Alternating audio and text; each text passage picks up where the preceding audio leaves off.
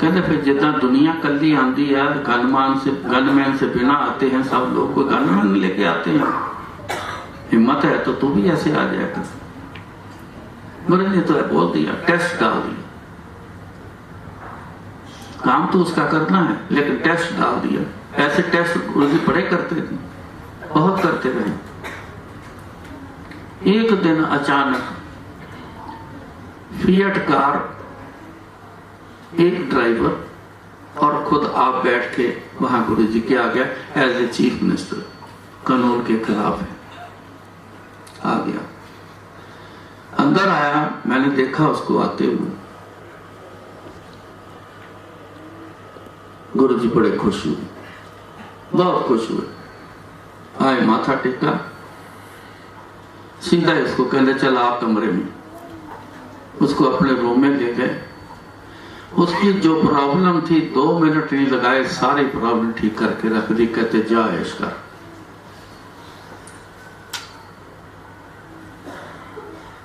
चाय वाय पिलाई, भेज दिया। खुद ही को कर बुलंद इतना कि खुदा तुझे पूछे तेरी रजा क्या है। गुरु जी खुद पूछे आपको, हाँ 10 दिन की चाहिए, ऐसी अवस्था पैदा करो। उसमें आगे मैं बताता हूं। जीरो होके आना, फिर उन्होंने कहना जब आप आते हो मेरे पास तो अपना दिमाग ना चलाना। ऐसे कई बार गुरु जी ने किसी बात करनी, एक बंदे बात की, कहता है गुरु जी अगर ऐसे की जगह ऐसा कर दे तो ठीक नहीं। तो कहते तेरे को इतना पता है तो मेरे पास क्यों आया है। गुरु जी के ऐसे उपाय, ऐसे तरीके बताने गुरु जी ने कि बंदा डर जाता था। कई बंदे डर के मारे दौड़ जाते थे, कहते ये तो मरवाएगा बाबा हमें। शुगर पेशेंट आने, पूछना हाँ कैसे आए हो। गुरु जी मेरे को बहुत शुगर है। जा भी आधा किलो जलेबी खा ले जाके, तेरी शुगर ठीक हो जाएगी। लोग डर जाने, कारण आधा किलो जलेबी खा लेनी, मेरी शुगर कहां जाएगी। पर सच है, जिन्होंने खाई है, मैंने सब कुछ ले जा रहे तो मैंने अनेक देखे हैं, जिसने खाई है आज तक उसकी शुगर ठीक है। कई बार कई उनसे मुलाकात होती, क्यों भाई क्या हाल है तेरी शुगर का। कहता जी कब से जलेबी खाई तब से फिट है, कोई दवाई नहीं, नॉर्मल चलती। ये कौन सा उपाय हुआ, आधा किलो जलेबी खा लो।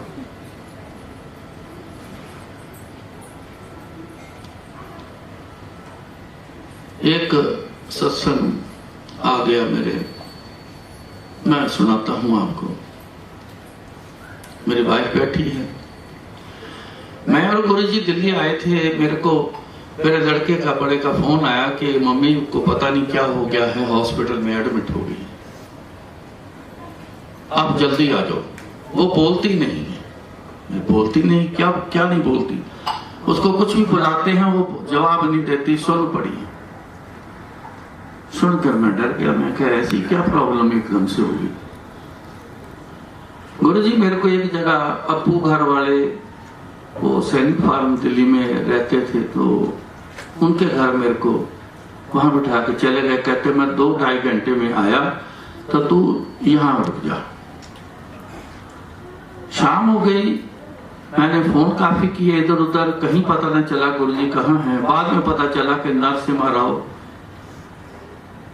उन्होंने बुलाया था, तो उनको मिलने के लिए गुरु जी गए थे। शाम को 6 बजे तक मैंने इंतजार किया। मैंने वहां मैसेज छोड़ दिया कि गुरु जी को बोल देना कि ऐसे ऐसे मेरी वाइफ को प्रॉब्लम हो गई है, तो हॉस्पिटल में एडमिट है, आपका पता नहीं चला और मैं जा रहा हूं जलंधर, तो आप गुरु जी वापस आ जाना। बस स्टैंड गया, बस पकड़ी, सुबह 6:30 बजे, 6 बजे करीब मैं हॉस्पिटल सीधा पहुंचा जलंधर। जाके इसको देखा, इसका फेस सूजा हुआ, हाथ बाजू सब सूजे पड़े।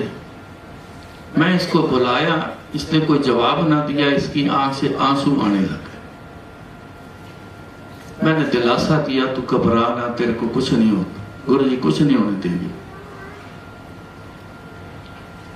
पूछा क्या प्रॉब्लम है, नर्स स्टाफ ने बताया जी कोई हार्ट की प्रॉब्लम है, बाकी डॉक्टर साहब बताएंगे, हम नहीं बता सकते, उनको पता है, हम तो मेडिसिन लिखी है वो टाइम से देते हैं। 7:30 तक मैं वहां बैठा, 9 बजे डॉक्टर ने आना था। मेरे लड़के का फिर हॉस्पिटल में फोन आया, गुरुजी आ गए हैं, आप जल्दी वापस आ जाओ, गुरुजी के पास आ जाओ। मैं वहां से निकला हॉस्पिटल से बाहर, पता नहीं अब मेरे दिमाग में एक उल्टी सी स्कीम बन गई। ये पढ़ाते हैं गुरु महाराज, आज वो ना सुनते अगर ये ना ऐसी लीलाएं बनाए तो। मेरे को पता है कि सब बनाते हैं लीला गुरु महाराज। मैं वापस आया, मेरे दिमाग में ये आया मैं क्यों जाऊं, मैं अपनी वाइफ को साथ ही लेके जाता हूं, इसकी ऑक्सीजन लगी हुई है, सीरियस मामला है। मेरे दिमाग में जैसे फतूर आ गया।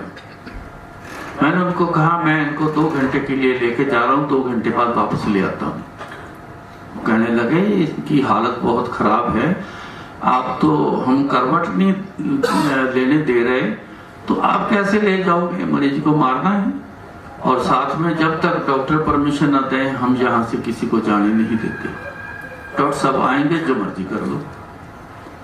मेरे को सिवाय एक ही बात मेरे दिमाग में जोश पकड़ गई कि अभी लेके जाना है, इसको लेके जाना। 2 छोटे वाले बच्चे, उस समय बच्चे ज्यादा बड़े नहीं थे, बड़ा लड़का इतना समझदार जरूर हो गया था कि मैं जब आउट ऑफ स्टेशन होना गुरुजी के वहां से, तो मेरी जगह उसने आके सेवा करनी। बाकी छोटे थे, 2 वहां बैठे हुए। रिक्शा किया मैंने, अटेंडेंट बैठे कुछ लोग, मैंने 4-5 बंदों को उठाया, मैंने कहा मेरे साथ लोगों इस मरीज को पकड़ो, रिक्शे पे ला दो। मेरे ऐसे जैसे बॉडी छीनते हैं ऐसे वाली पोजीशन बनी हुई, इसको मैं जबरदस्ती वो बंदों को बोला, हमने उठाया, रिक्शे में लादा, तो मैं इसको लेके गुरुजी के पास चला गया। गुरुजी चेयर पर बैठे हैं, संगत आई बैठी है। जैसे गेट पर रिक्शा खड़ा किया, कुछ संगत आ जा रही थी, मैंने आवाजें दी, मैं कह इधर आओ, जल्दी आओ फटाफट, क्योंकि शरीर इसका शुरू से भारी है। तो 5-6 बंदों ने हमने इसको उठाया, उठा के तो गुरुजी के पास ऐसे लेके जा रहे हैं। तो मेरी तरफ देखे गुरुजी बोले, वो लगवा ली अमीरों वाली बीमारी। क्या समझ आए जी, क्या है क्या नहीं। बैठा मेरे सामने, ऐसे गुरुजी बैठे हैं 5-6 फुट की दूरी पर, किचन की ऐसे दीवार है सामने उनके, तो उनके सहारे पे इसको मैंने बैठा के इसको पकड़ के रखा। अब गुरुजी नजर टिका के इसकी तरफ देखते हैं, फिर किसी से बात करते हैं, फिर नजर टिका के देखते हैं, फिर किसी से बात करते हैं। जो आए थे बात पूछनी, उसका हल करना, चल तो दूसरा आ जाए। जैसे आज सब इकट्ठे बैठ के जमा हो जाते हैं, गुरुजी ऐसे इकट्ठे नहीं होने देते थे, बस आए जाओ जाते जाओ, आए जाओ चलते जाओ, ऐसे सिस्टम सारा दिन चलता रहता। तो जगह नहीं होती थी कहाँ बिठाने। करीबन पौना घंटा 1 घंटा बैठा रहे, तो गुरुजी ने बोला कि इसको लॉबी में बिठा दो। बाहर लॉबी में बिठाया, कहते मेरे सामने बिठाना। फिर नजर टिका के देखते रहे, आधा पौना घंटा निकल गया। मेरे को बुलाया, आंटी को बोल जितने पर्दे हैं सारे पर्दे धो दे। सुना तो मैंने ठीक, लेकिन कुछ मैचिंग नहीं थी। मैंने फिर पूछा, हाँ जी गुरुजी, आंटी को बोल जितने पर्दे हैं सारे पर्दे धो दे। अब इससे चला नहीं जा रहा, बोल नहीं पा रही, हाथ नहीं हिलता, कुछ भी नहीं, ऐसे जैसे लाश है। सुन लिया, मैंने जाके इसके कान में बोला कि गुरुजी ने ये हुक्म दिया है कि तूने सारे पर्दे धोने हैं। उस समय इसने आंख ऐसे घुमा के मेरी तरफ तिरछी नजर से देखा, क्या कह रहा है। मैं कहा मैं मजाक नहीं करता, सच बोला है गुरुजी। मैं उठा, हमारी रूटीन थी, स्टूल उठाया, पर्दे उतारे, 42 पर्दे हैं जलंधर के, सारे उतार के मैंने ढेर लगा दिया जहाँ ये पहले धोती थी। हमारे गुरुजी के रूम के बैक साइड में एक छोटी सी जगह है, खाली वहां कपड़े धोने का काम होता था। सारे पर्दे ढेर लगा दिए, 3-4 बंदों को बुलाया, मैं कहा जी उठाओ इसको, वहां बिठा दिया। एक पतीले में पानी गर्म करके डाला, उसमें इजी डाल दिया जैसे ये धोती थी। मेरे को बेल फिर गुरुजी ने मारी। गुरुजी ना एक रिमोट बेल शुरू से हम रखते थे, तो गुरुजी बेल मारते थे, तो हम कहीं उनके सामने इधर उधर होना तो दौड़ के आके बात सुननी। बेल मारी, मैं दौड़ के आया, मैं कहा हाँ जी गुरुजी, आंटी अकेले पर्दे धोएगी, कोई साथ नहीं लगेगा। मैंने जाके वो भी हुक्म सुना दिया। मैंने क्या किया कि एक पर्दा पानी में, इजी वाले पानी भिगो के इसके आगे रख दिया। मेरी नजर में सामने एक प्लास्टिक का ब्रश पड़ा था जिससे कपड़े धोते हैं, वो नजर पड़ी। मैंने वो उठा के इसके हाथ में रख के इसका हाथ पर्दे के ऊपर रख दिया कि पर्दे साफ हैं, गुरुजी का हुक्म बजाना है और कुछ नहीं करना है। आप जितना भी हाथ हिलता है हाथ हिलाओ, बस पर्दा धुल गया। समझो 5-6 पर्दे तक इसका हाथ हिला नहीं, ऐसे ऐसे ऐसे ऐसे हिलाती थी अंदर से, ऐसे ऐसे ऐसे काम करता। उसके बाद जैसे जैसे मैं पर्दे बदलता गया, इसका धीरे धीरे हाथ हिलना शुरू हो गया। जैसे जैसे पर्दे बदलता गया और हिलना शुरू हुआ, और बदलता गया, आखिर के पर्दे तक इसकी पूरी बाजू हिलनी शुरू। जिस शख्स को हम 5-6 बंदे उठा के अंदर लाए, वहां बिठाया, वो शख्स, ये आंटी उठ के अपने आप उठकर गुरुजी के पास चल के आई और माथा टेका गुरुजी। तो गुरुजी कहते आंटी 80% आज ठीक कर देता, 20% कल ठीक करेंगे। मेरे को बोले इन घर पे। नेक्स्ट डे जी आई, बैठी रही। गुरुजी ने पानी पीने के लिए मंगवाया, उन्होंने पानी पिया, इतना सा पानी छोड़ के तो मेरे को बोले ले आंटी को दे दे, 100% हार्ट ठीक। आज से 4 साल पहले मैंने इसको बोला कि रूटीन में चेकअप मैं भी करवाता हूँ, तू भी करवा ले, उम्र हो गई है, फिर कोई दिक्कत आएगी दौड़े जाएंगे, चल तू भी चेक करा ले, कोई एक आध दवाई खानी हो या प्रिकॉशन लेना हो तो पता चल जाए। जब उसने सारे चेकअप किए, इको तक करी उसने देखने के लिए क्या पोजीशन है, तो वही डॉक्टर बोला, कहता बड़ा जवान दिल है इसका। किसने किया? ऐसा गुरुजी ने हार्ट को ठीक किया कि आज तक गुरुजी की कृपा पूरी।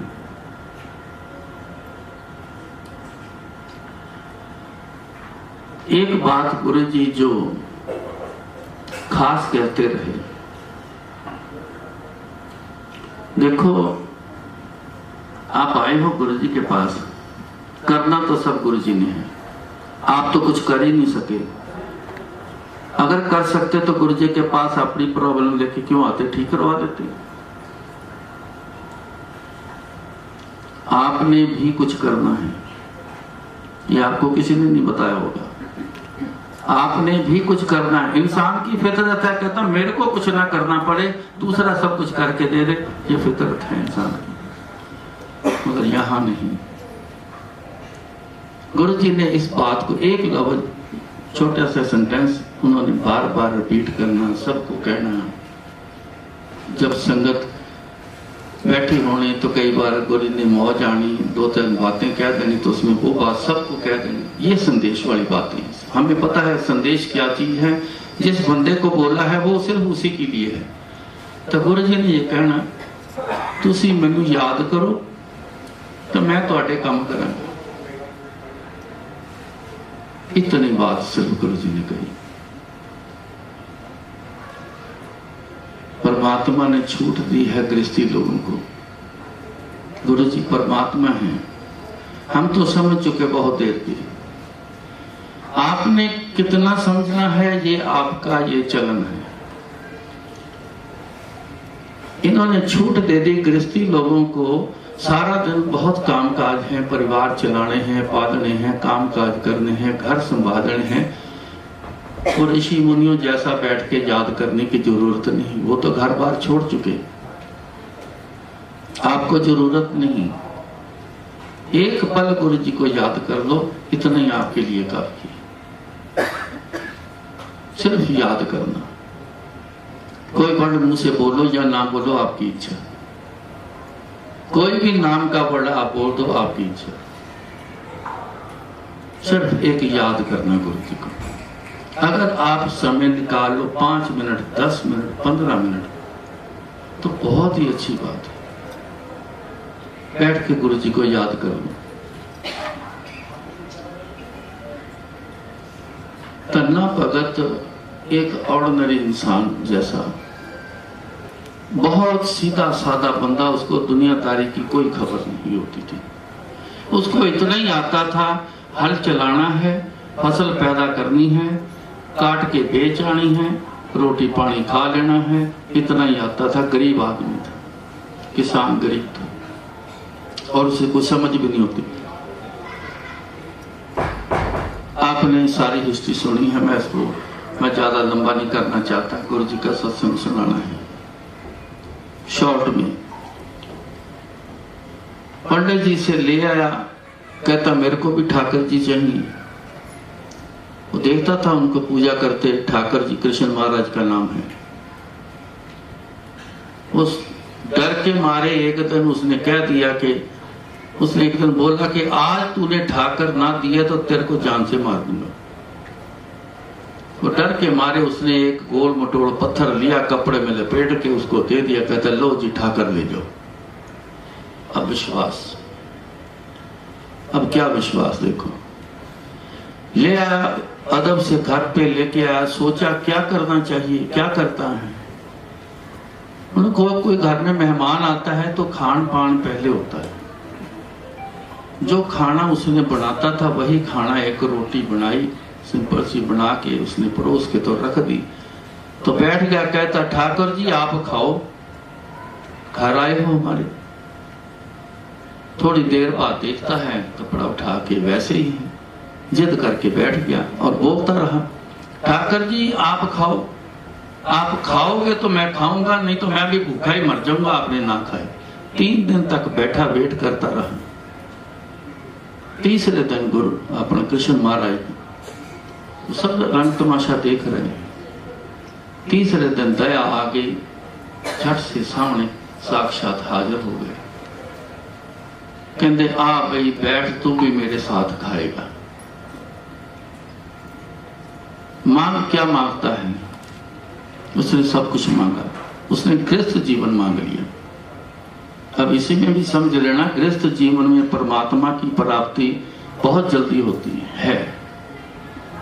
गृहस्थ जीवन मांग लिया, भैंस मांग ली, गाय मांग ली, ऊंट मांग लिए, जमीन मांग ली, घर मांग लिया, और एक सुंदर बीवी बोला मेरे को चाहिए। कहते चार सारा कुछ दिया। फिर कृष्ण महाराज बोले तूने जो मांग करी है, अब मांग की बातें सुनते जाना। कितनी एग्जाम्पलें बनी हुई है, कितनी एग्जाम्पल है कि मांग मांगनी है। इस उपदेश पे मत जाना, ये गलत उपदेश है। मैं ठोक के सबको कहता हूँ, गुरु ने कभी नहीं कहा कि मांगना नहीं। उस इंसान को सिर्फ बोला जो 5 साल हो गए, जिसको 4 साल हो गए, लंबा समय हो गया, मांग मांगते सब पूरी करते आए, तो गुरु ने कहना हूँ सारी उम्र मंगी जाना, मनना कदों मंगया ना करो, मनया करो। उसको बोलना, सबको नहीं बोला। मांग मांगना, मांग करना आपका अधिकार है। कृष्ण महाराज ने बोल दिया, उस समय भी बोला, आज भी गुरु जी भी बोलते रहे, सारी उम्र बोलते रहे। अगर मांग करना गुरु जी मना कर देते तो फिर लोगों को वहां आने की जरूरत क्या, घर बैठ के मांगते रहो। फिर दरबार गुरु जी सजा के क्यों बैठते थे? तो उन्होंने कहा कृष्ण महाराज ने जो तूने मांगा था तेरे को दिया, मैं तेरे घर आया हूं, मैं अपनी खुशी से अपनी तरफ से भी तेरे को कुछ जा रहा हूं। तो उन्होंने बोला जा तेरा ज्ञान खंड खोल दिया। ज्ञान खंड होता है कि दुनिया भर की सारी सोची आ जाए, जिसमें परमात्मा के घर की सोची भी आ जाए। जब ज्ञान खंड खुल गया, सारी दुनिया की समझ आ गई, परमात्मा के घर की भी समझ आ गई, तरीके क्या हैं, करना क्या चाहिए। तो जो गुरु जी बार बार कहते रहे तुसी मैनू याद करो ते मैं तुहाडे काम करांगा, याद करना ही तुहाडी भक्ति, और कोई भक्ति नहीं। तो उन्होंने फिर क्या लिखा, बाणी लिख दी जो गुरु ग्रंथ साहब में शामिल है। ये गोपाल तेरा आरता सुनते ना, गुरु जी बहुत ये आरती, गुरबाणी आरती बहुत लगवाते होते थे गुरु। तो उसने जब बाणी लिखी तो पहली लाइन उन्होंने लिखी,